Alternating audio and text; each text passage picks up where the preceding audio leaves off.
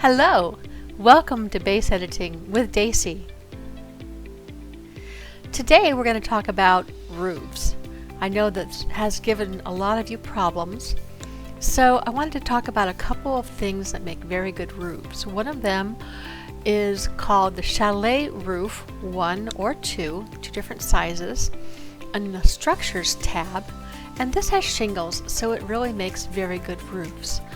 And on the bottom side of this item is also very nice because it's a pine plank like they have for floors.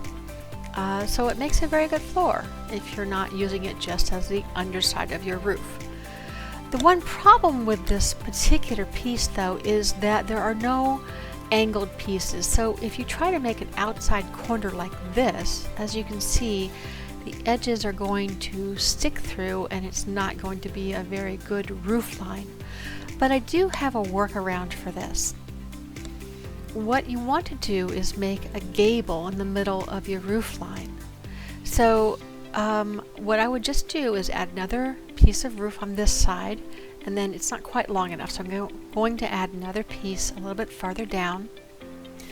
And then I'm going to use this same material, this garden wall in the Cityscape tab that I've used for the wall of the house, and I'm going to make an eave or a gable with it. I put it right up underneath the eave there, just like that. And then I'm going to put one on the other side so you can see what it looks like all filled in. Now I'm going to continue the rest of my roof line with another piece of the Chalet Roof.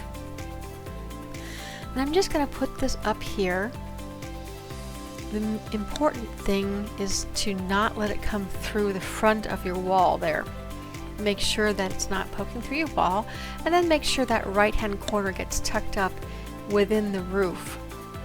Then we're going to want to extend this wall so that it meets the other roof line from the other corner. So I'm putting another piece up there, and I'm going to turn the corner and put that piece up there, making sure that the bottoms are even. And now I'm going to put the second piece so I can continue and meet the other roof back in the inside corner there. And once I have that placed, make sure both of the corners are meeting in that corner. And then you've got a little bit of flicker, so if you've got some flicker, just do your angle snap, just disable it. Then you can move it just a slight amount so you get rid of that flicker. And then there you have your roof made with the chalet shingles. Now, about other types of roofing materials. This is my Halloween house, and I used the cement plate to create this roof. It's a very forgiving material, and even when you're doing different angles and so forth, it doesn't really flicker, so it's quite nice. And what you want to do when you're placing it, you might want to use a floor tile. Now you can place this either with the floor tile or with surface placement. The surface placement is going to give you the quickest placement, but you're not going to be able to manipulate it if you have to move them later on unless you have another surface underneath it. So I'm just going to place this tile, and this is a cement plate in the Cityscape tab. After I've placed a few, you can see kind of what I'm doing. I'm just going to angle this one on the end so that it's going to start that angled roof line like I showed you in that little clip. Now you can see I've got a little space underneath that, so I'm going to take a smaller piece of the cement plate and just kind of put this in one manually using the floor placement and just angle it so it matches the rest of the surface, and that's so I can move it around quite a bit. And then after I've got that placed, well, I'm going to take another piece and have it meet up on the sides to form the angle of my roof. Just kind of like that. Now, what's even easier than that, than doing that by eye, is to get actually a pole. And I like to use a sign pole that's also in the Cityscape tab.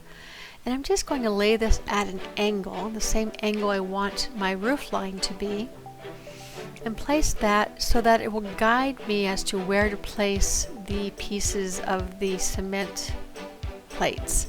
I'm just going to angle that and line that up with the pole, and then I'll follow that on up to the top of the roof line.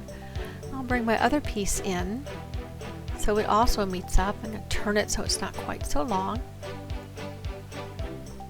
and just set that into place. And when you're all done, you see you have a nice little roof line. You also see it's going to stick down a little bit.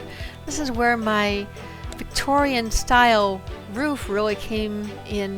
The Victorian style came in handy because it's got that little flange that helped hide the little bits that were sticking down. So some other pieces that you might use are the Roman awning in landscape tab. This makes a nice looking tiled roof when you're all done with it. You have to angle it a bit down because it angles out a bit much for a roof. The thing about these pieces is that they weren't really made to go one on top of another. You can make sure you angle them the same and stuff, but if you look, they're not quite even. Sometimes there are little gaps that show through, and you have to make sure you line up the tiles. But other than that, it makes a pretty decent roof once you have it all in place. But do be sure to have a backing on it so you don't see those little gaps that can show through the back. So there you have it. Now, what about that triangular gable area? I'm going to show you some way that you might be able to fill that in other than just using the garden walls. First, you're going to want to put up a floor tile to place. What I usually use are the bathroom floor, shower floors. They have a drain on one side, but they're smooth on the other side. If you see, this one is just kind of sticking through there. So I'm going to angle it and get it lined up with the roof there. And then I'm going to move the floor plate back so that that piece, when I replace it, will not be sticking through the wall so that you see the corner poking down below that line of the trim. So now you can't see it anymore. It's slightly flickering, so I'm just going to angle that back a little bit. Remember to take your angle snap and disable it.